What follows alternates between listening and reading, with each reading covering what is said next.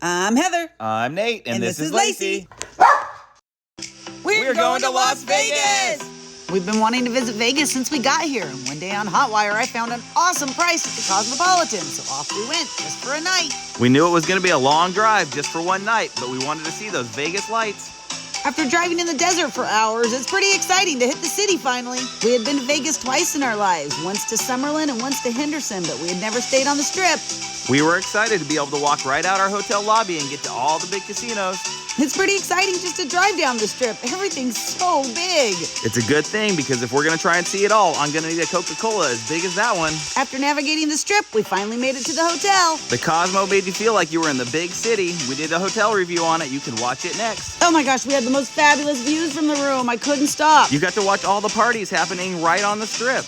Lacey wanted to go exploring, so after tootling around the hotel for a bit, we went outside to see where we were. And of course, Lacey had to do some posing for the camera. We were right next to the Bellagio. We checked that out later. But first, we've got to check out the Cosmopolitan. And as night fell, we admired the views from our balcony. We were pretty sure that Keith Urban and Miranda Lambert were watching us from across the way, along with any significant others they might have now that they're doing their residences at Planet Hollywood.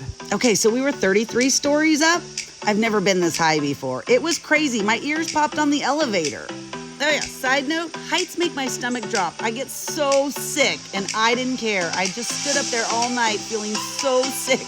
That's how amazing these views were. Being up that high did make for some incredible views, plus there was a nice protective bar that made sure you couldn't fall over the edge. We were so high up, all the people looked like little ants. Each following some little signal out there telling them which casino to go to.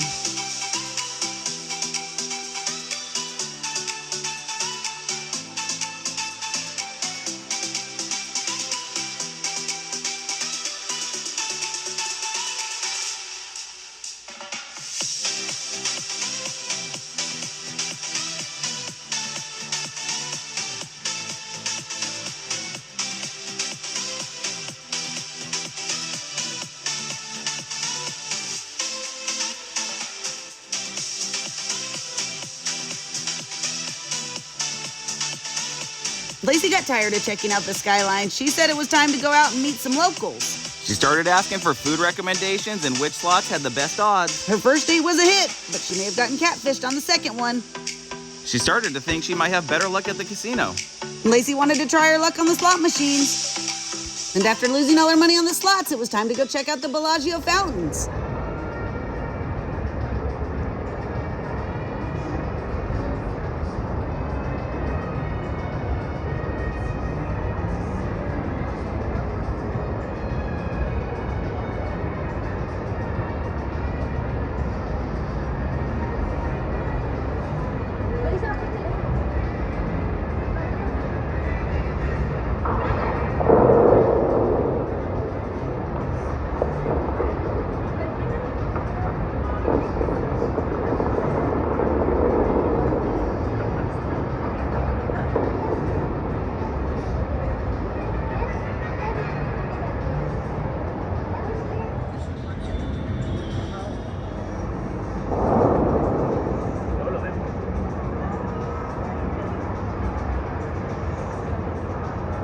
Watching the fountains. After that, it was time to head inside and check out their displays.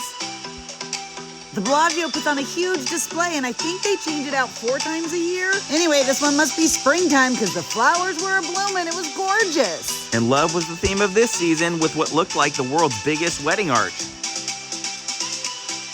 They were all real flowers, and they smelled so good. There was a long line to pose under either side of the arches, so Lacey got the best photo she could.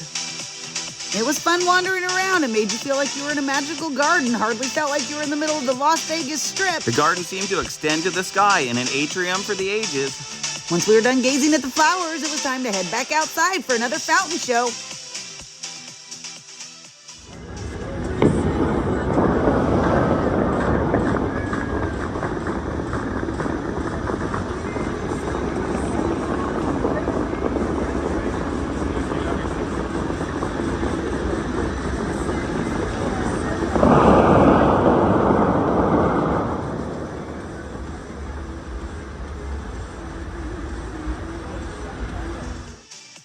They said there'd be another fountain show in 15 minutes, so we stuck around for that one too. This time, Lacey got in better posing position.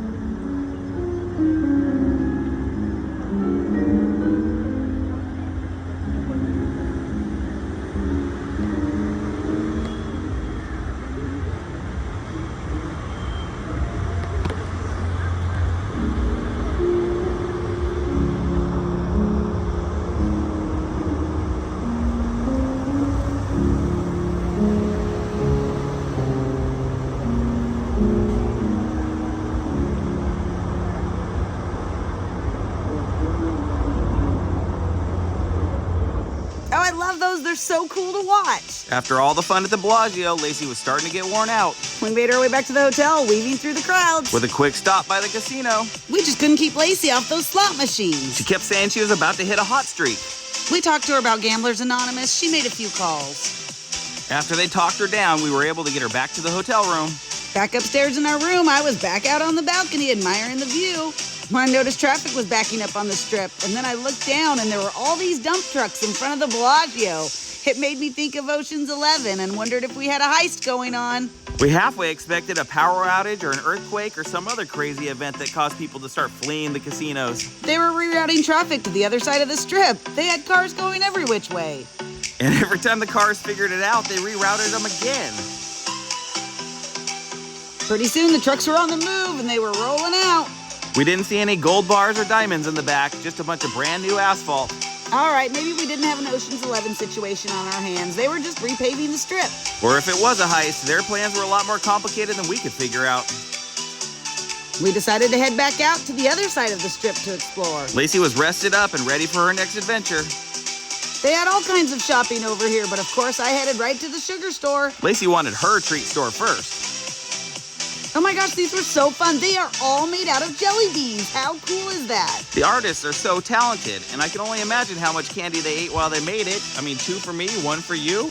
Lacey was trying to get us to go to the casinos again, but I was much more into the sightseeing. There was enough to do that we distracted Lacey from the gambling, but next thing you know, she was asking for a show. We dragged her out for one last fountain show at the Bellagio.